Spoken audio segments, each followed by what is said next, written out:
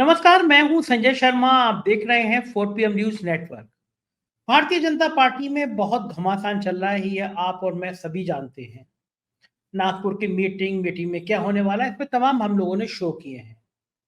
लेकिन आज मैं आपकी मुलाकात एक ऐसे पत्रकार से करा रहा हूं जिन्होंने वो दौर देखा है जब अटल बिहारी वाजपेयी और संघ प्रमुख बाला साहब देवरस के बीच भी कुछ कुछ ऐसी ही तलवारें खिंची थी। उन पत्रकार ने बाला साहब देवरस का, जो संघ प्रमुख थे, इंटरव्यू लिया था। वाजपेयी के प्रधानमंत्री रहते हुए संघ के बीच क्या तल्खियां आई थी, क्या रास्ता निकला था, ये सारी बातें मैंने उनसे की हैं। मैंने उनसे पूछा है कि 30 तारीख को, चूंकि वो राजनीति के इतने बड़े पत्रकार रहे हैं, राजेश बादल जी, वो, मैं उनसे कहूंगा कि पत्रकारिता का विकिपीडिया है। आज तक राज्यसभा टीवी, कोई विधा ऐसी नहीं है, उन्होंने फिल्मों पे बहुत काम किया है, जगजीत सिंह से लेकर अमृता प्रीतम तक। उन्होंने दूरदर्शन में काम किया है, प्रिंट मीडिया में काम किया है। आज तक पे उन्होंने बहुत बेहतरीन डाकुओं के ऊपर स्टोरियां की हैं। अद्भुत आदमी है। और राजनीति का वो, इतने सारा उनके पास में दिमाग में पता नहीं कहां कहां से कहानियां रहती हैं, सब किस्से याद रहते हैं। बेहतरीन बातचीत की है, पूरी बातचीत ध्यान से सुनिएगा आप। आपको लगेगा कि इस दौर में ऐसे पत्रकार होना मुश्किल है। चलते हैं राजेश बादल जी के पास। आपसे रिक्वेस्ट है, चैनल को सब्सक्राइब करना और ज्वाइन करना ना भूलें। राजेश जी के पास चलते हैं और आज के दौर की राजनीति के संदर्भों की बातचीत करते हैं। 4 PM न्यूज नेटवर्क में स्वागत है राजेश जी आपका। मेरा सौभाग्य है कि इस बार बहुत लंबे समय के बाद मुझे आपसे बातचीत करने का अवसर मिल रहा है।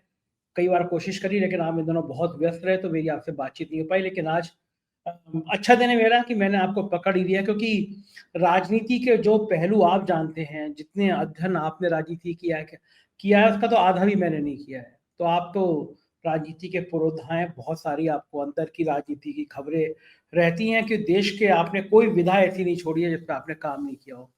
मैं आपसे जानना चाह रहा था कि ये जो संघ के और भारतीय जनता पार्टी के रिश्तों के बीच में एक दरार लंबे समय से नजर आ रही है, उसका आधार कितना है, कितना बड़ा है, कितना छोटा है, ये तो कहना मुश्किल है। लेकिन देश की राजनीति में 11 साल बाद एक बड़ी घटना हो रही है कि देश के प्रधानमंत्री नागपुर जा रहे हैं, मोहन भागवत से मिलने जा रहे हैं। एक दौर ऐसा था जब पार्लियामेंट के चुनाव से पहले जेपी नड्डा ने कह दिया था कि अब भाजपा इतनी मजबूत हो गई है, इतनी ताकत में आ गई है कि अब हमें संघ की जरूरत नहीं है। पहले संघ की जरूरत थी, लेकिन अब नहीं है। मोदी जी अपने ईगो में रहते हैं, इसमें भी कोई दो राय नहीं है। वो झुकना पसंद नहीं करते, इसमें भी कोई दो राय नहीं है। जब 800-900 किसान मर गए और लगा चुनाव में तख्ता पलट जाएगा, तो भी उन्होंने ये कहा कि शायद मेरी तपस्या में कोई कमी रह गई होगी। उन्होंने ये नहीं माना कि ये किसान बिल गलत है। ऐसे में नागपुर जाना, मोहन भागवत से मिलना, लोग ये कह रहे हैं कि कहीं ना कहीं मोदी जी का स्वाभिमान कम किया मोहन भागवत ने। मोदी जी क्यों जा रहे होंगे 30 तारीख को, पहला सवाल। दूसरा, संघ में और भाजपा में जो दरार आ गई है, प्रेमन धागा प्रेम का मत तोड़ू चटका, टूटन से फिर ना जुड़े जुड़े गांठ पड़ जाए। क्या अब ये रिश्ते इतने सहज रह पाएंगे इस मुलाकात के बाद? आपको क्या लगता है, आपका क्या विचार है इस पूरी बातचीत को लेकर? धन्यवाद संजय। ये सही है कि आज की जो भारतीय जनता पार्टी है उसके और राष्ट्रीय स्वयंसेवक संघ के रिश्ते वैसे नहीं हैं जैसे अटल बिहारी वाजपेयी और आडवाणी के जमाने में हुआ करते थे। इसका अगर मैं अर्थ लगाऊं या आप अगर सोचें कि क्या अटल बिहारी वाजपेयी के रिश्ते राष्ट्रीय स्वयंसेवक संघ से बहुत बहुत अनुकूल थे, बहुत अच्छे थे, ऐसा भी नहीं है। मैं आपको एक घटना सुनाता हूं, क्योंकि संघ को समझने के लिए कुछ प्रतीकों और कुछ संदर्भों की जरूरत पड़ेगी। ये 5 सितंबर 1979 की बात है। इंडियन एक्सप्रेस में अटल बिहारी वाजपेयी एक आलेख लिखते हैं और वो आलेख, उसमें उन्होंने लिखा है कि राष्ट्रीय स्वयंसेवक संघ को अपने आप में बदलने की जरूरत है। अब यानी भारत जो आज का है वो उस तरह के राष्ट्रीय स्वयंसेवक संघ को स्वीकार नहीं करेगा जो 1950-60 में स्वीकार करता था। ये आलेख छपा, बड़ा चर्चित हुआ, देश भर में चर्चित हुआ। और ये कोइंसिडेंस है संजय कि इसके उस वक्त जो राष्ट्रीय स्वयंसेवक संघ के मुखिया होते थे वो बाला साहब देवरस होते थे, और मुझे करीब 10 या 12 दिनों के बाद ही उनको इंटरव्यू करने का अवसर मिल गया। तो तब तक उनकी कोई प्रतिक्रिया नहीं आई थी। तो मैंने उनसे छूटते ही एक सवाल ये किया कि आपने अटल बिहारी वाजपेयी का आलेख पढ़ा है इंडियन एक्सप्रेस में? बोले हाँ पढ़ा है। तो मैंने कहा कि उस पर आपकी क्या प्रतिक्रिया है, वो जो बदलाव चाहते हैं वो बदलाव क्या संघ करने को तैयार है?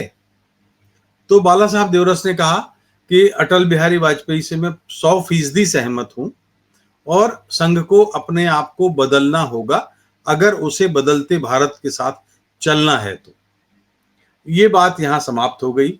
मैं उन दिनों PTI press trust of India के साथ काम करता था, तो मैंने वो खबर बढ़िया हेडलाइन में छपी अगले दिन। कुछ दिनों तक तो ठीक रहा।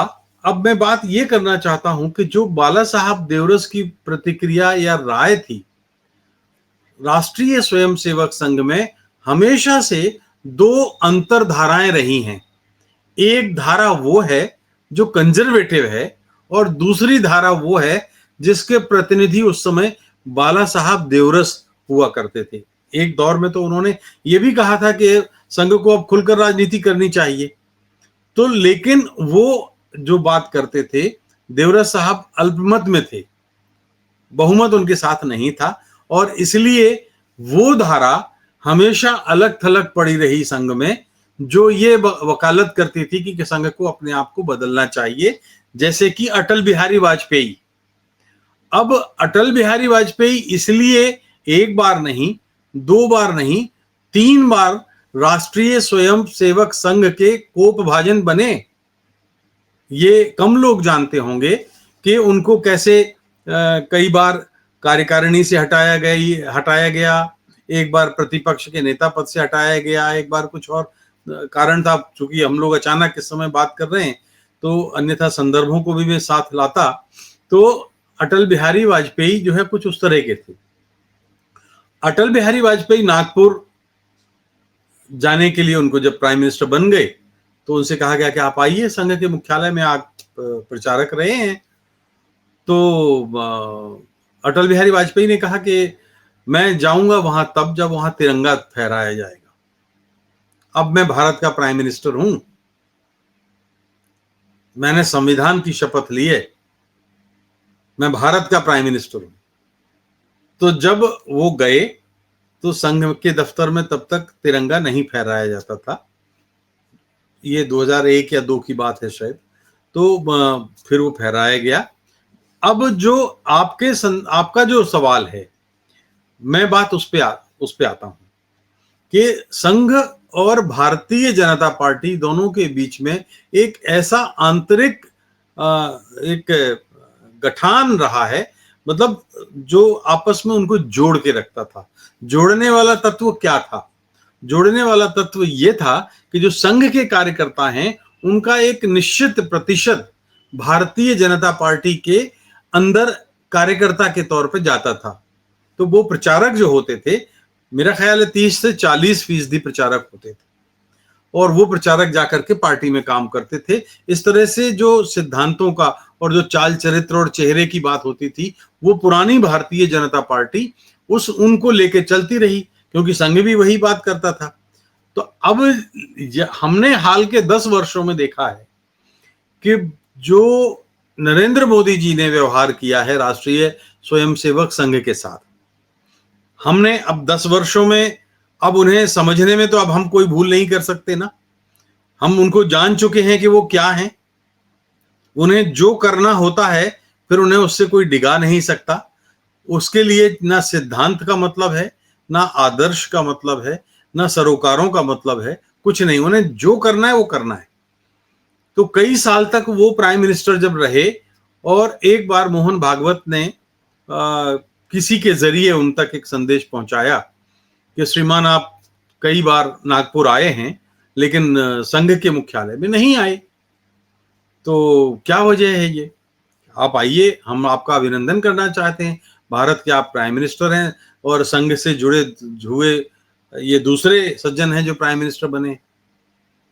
तो नरेंद्र मोदी जी ने कहा कि अगर मैं प्रधानमंत्री नहीं होता, जैसा कि हमें खबरें या सूचनाएं मिली हैं, अगर मैं प्राइम मिनिस्टर नहीं होता तो मैं वहां होता जहां मोहन भागवत बैठे हैं। तो ये टिप्पणी उनकी थी, यानी संघ को वो भी चाहते थे कि कहीं ना कहीं वो उनके इशारे पर चले।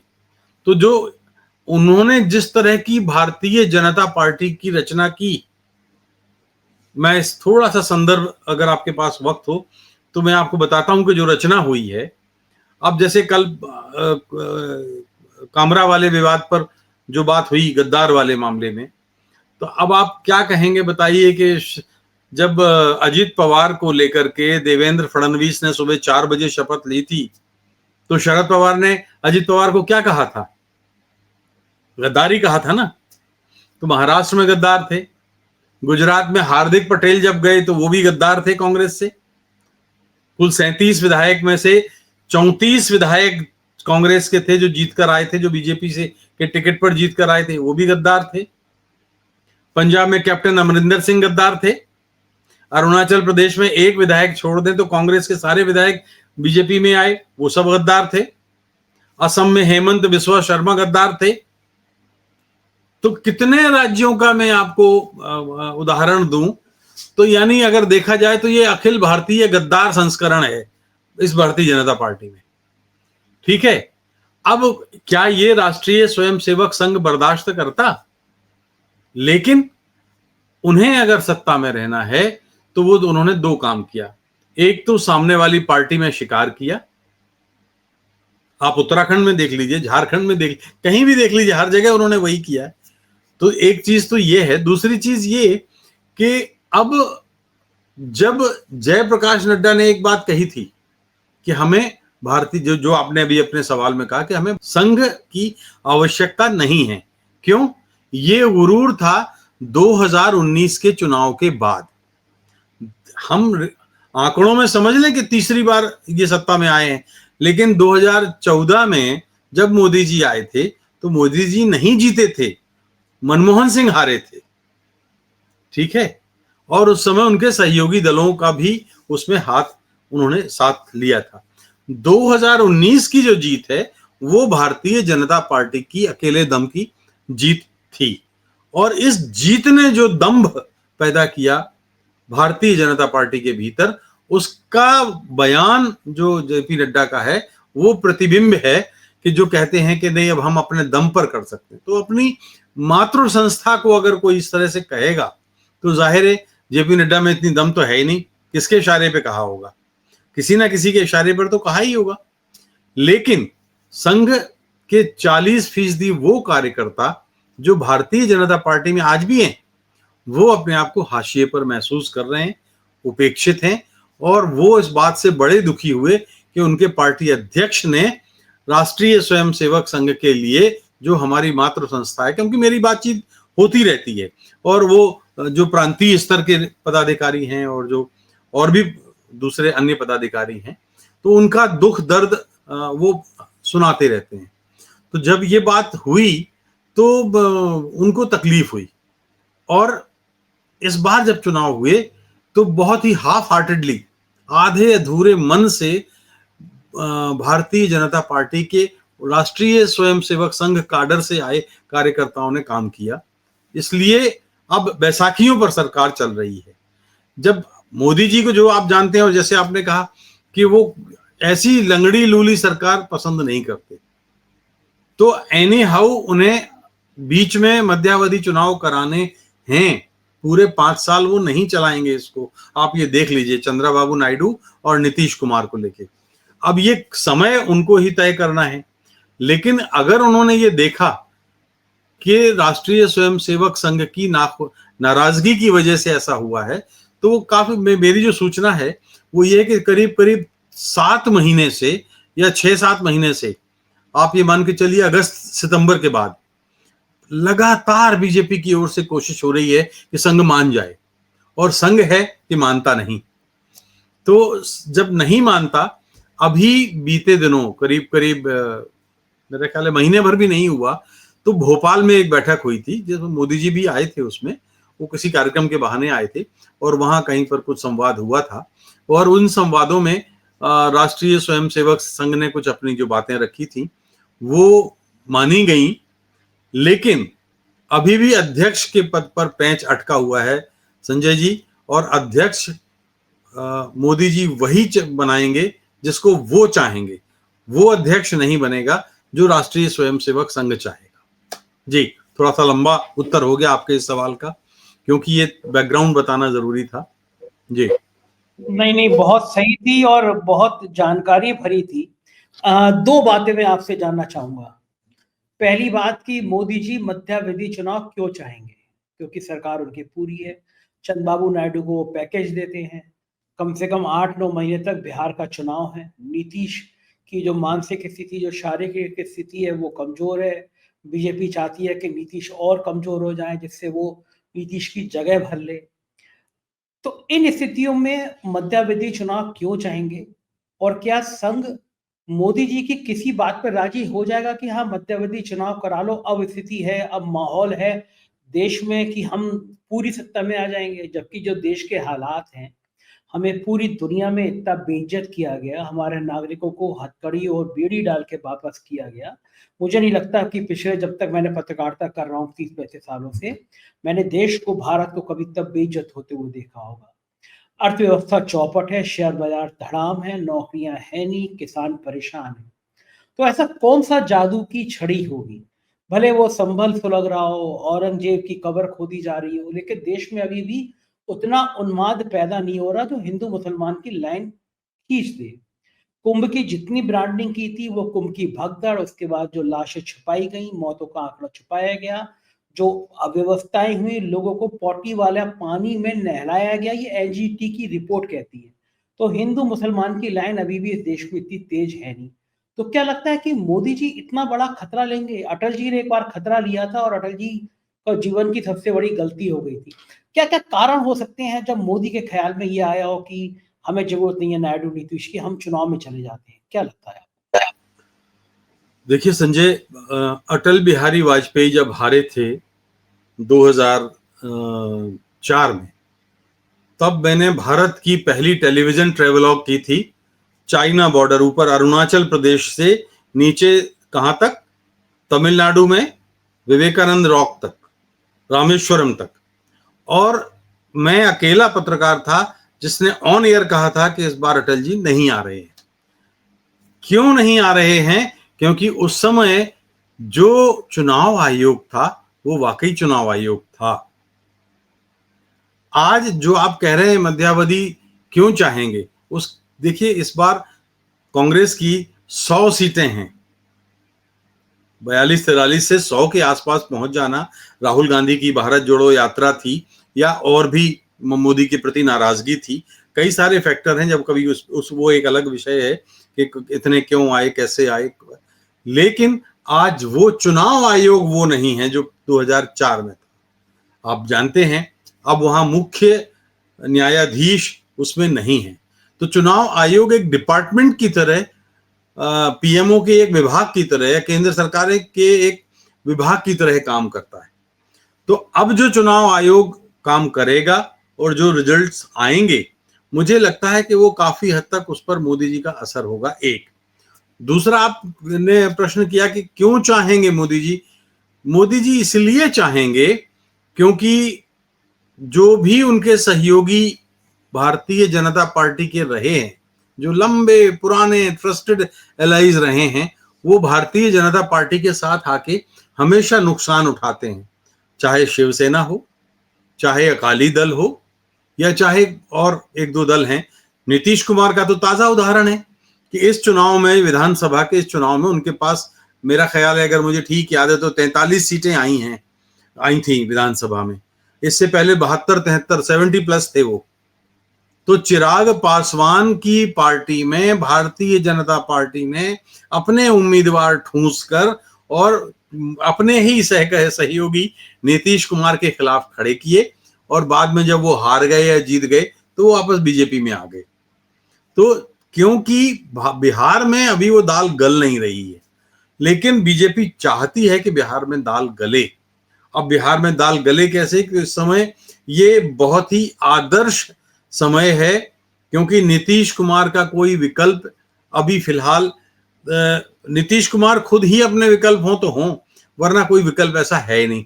और जो विकल्प है वो इतना कमजोर हो चुका है कि अब भारतीय जनता पार्टी को लगता है कि शायद अब ये उनके लिए बहुत ही आदर्श समय है कि जो जेडीयू का जो वोट मत प्रतिशत है वो समेट करके वो बीजेपी में ले आए।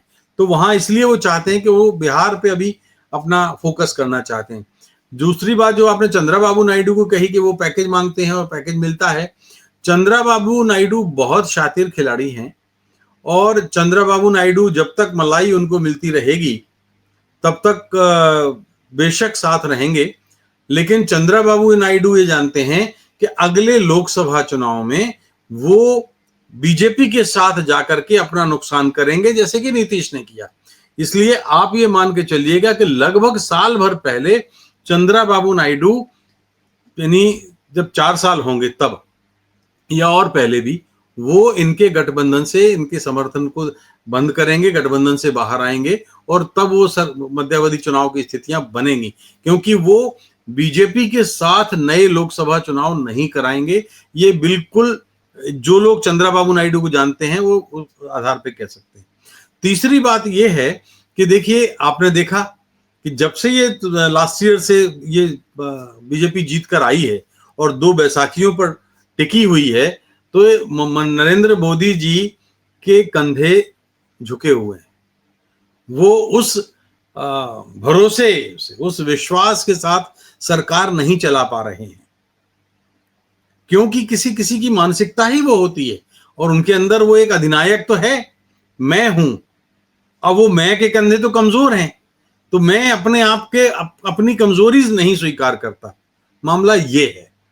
और आपने जिन उदाहरण लिए कि आपने देखिए, कर्जे की स्थिति तो सबसे ताजी है कि जब 2014 में देश में कर्जा था तो 55 लाख करोड़ के आसपास का कर्जा था। आज वो 250 लाख करोड़ के आसपास पहुंच गया है।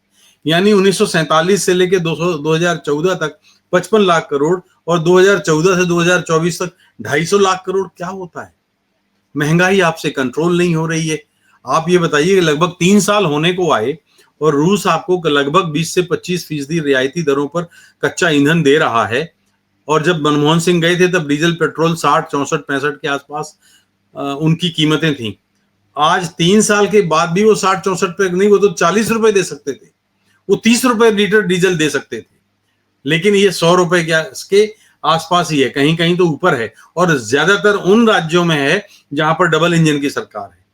तो ये कारण लोगों की समझ में नहीं आता कि आखिर ये पैसा कर्जा आ रहा है, आप कह रहे हैं कि अर्थव्यवस्था अच्छी हो रही है, आपका निर्यात आप कह रहे हैं कि बढ़ रहा है, तो ये पैसा जाता कहां है? आप 80 करोड़ लोगों को खाना खिला रहे हैं, तो आपकी कामयाबी कहां हुई? और जब किसी आदमी के पास, किसी शासक के पास जब अपनी उपलब्धियों का कोई खजाना खाली होता है, रीता होता है, तब वो नकली मुद्दे जो आपने अभी जिक्र किया, वो मजहबी आधार पर उन्माद पैदा करेंगे, वो कहीं और दूसरे तरह का कुछ इस तरह का माहौल बनाएंगे, जिससे लोग उसमें प्रभाव में आ जाएंगे। उपलब्धियां नहीं, अब टोटकों पर सरकार चलाने की कोशिश करेंगे तो लोग उसको स्वीकार नहीं करेंगे। जी बिल्कुल ठीक है। एक आखिरी सवाल मेरा आपसे ये है कि एक उम्र तय की थी मोदी जी ने कि वही 75 साल के बाद होंगे आप, तो आप मार्गदर्शक मंडल में चले जाएंगे। लाल कृष्ण आडवाणी, मुरली मनोहर जोशी, एक लंबी लिस्ट है जो मार्गदर्शक मंडल में चले के कुछ बोल नहीं पाए। अब खुद साहब की उम्र आ गई मार्गदर्शक मंडल वाली, तो क्या आपको लगता है कि सितंबर में वो संभवतः 75 साल के हो जाएंगे? क्या आपको लगता है कि पार्टी के अंदर से यह आवाज उठेगी कि भाई अब आपकी उम्र मार्गदर्शक मंडल में जाने की हो गई? क्या 30 तारीख को संघ प्रमुख मोहन भागवत ये कहेंगे कि आपने अपने लिए नियम बनाया था, अब आप भी मार्गदर्शक मंडल में चले जाइए? और अगर ऐसा होगा तो कौन उम्मीदवार हो सकता है भारतीय जनता पार्टी के अंदर? देवेंद्र फडणवीस, गडकरी, राजनाथ सिंह या योगी आदित्यनाथ? देखिए संजय, यूं तो सियासत में भविष्यवाणी करना संभव नहीं होता, लेकिन जो मौजूदा समीकरण हैं और जो लोग नरेंद्र मोदी को समझ रहे हैं वो ये समझ सकते हैं और कह सकते हैं, और मैं भी कह सकता हूं कि वो अपने जीवन की आखिरी सांस तक इस पद पर बने रहना चाहेंगे। वो कभी मार्गदर्शक मंडल में नहीं जाएंगे, क्योंकि उन्होंने देख लिया है कि उन्होंने मार्गदर्शक मंडल में आडवाणी जी को पहुंचा करके क्या हश्र किया है। तो अगर वो वहां जाकर के बैठ गए तो कोई जो उनके बाद आएगा वो आडवाणी जी से भी बुरी गत ना उनकी बना दे। तो क्यों वो चाहेंगे, मुझे तो नहीं लगता। दूसरी चीज है, मैं आपको बताऊं, आपको रूस का उदाहरण देता हूं।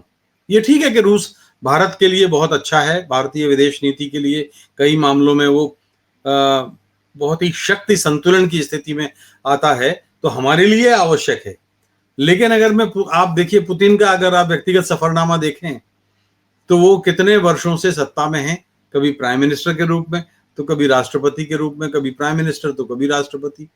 जैसे कि अटल बिहारी वाजपेयी और आडवाणी जी की जब आप बीजेपी बनी थी तो आप देखिए कि कम से कम, अगर मुझे ठीक याद है तो 17-18 साल तक तो ये दोनों ही अध्यक्ष बने रहे।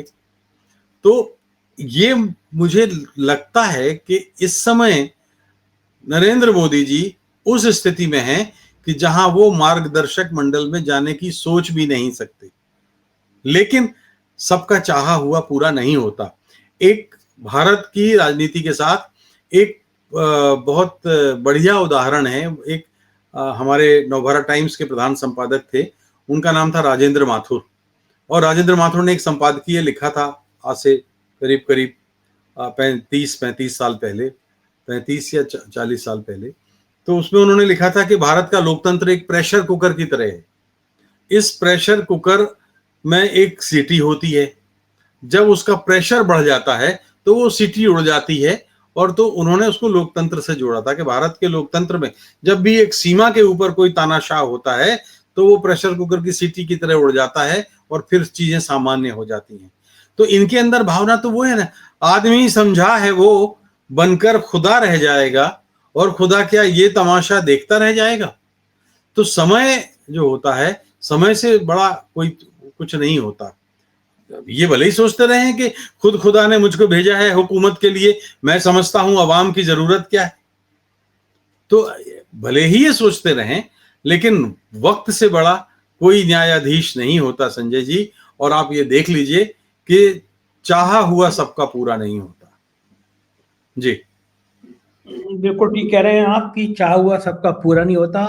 बहुत बहुत शुक्रिया राजेश जी, आपने इतनी बेहतरीन बातें बताई आज, जो किसी भी दर्शक के लिए राजनीति की बहुत सारी समझ रखता होगा। बहुत बहुत शुक्रिया मुझे समय देने के लिए। Thank you sir. ये थे राजेश बादल जी, और मुझको यकीन है ये किस्से आपने इससे पहले कभी नहीं सुने होंगे। समय किसी के लिए ठहरता नहीं है, समय किसी को छोड़ता नहीं है। शायद कुछ सबक इससे आने वाले दिनों में कुछ लोगों को मिले। आपका क्या सोचना है कमेंट करके जरूर बताइएगा। शुक्रिया, थैंक यू।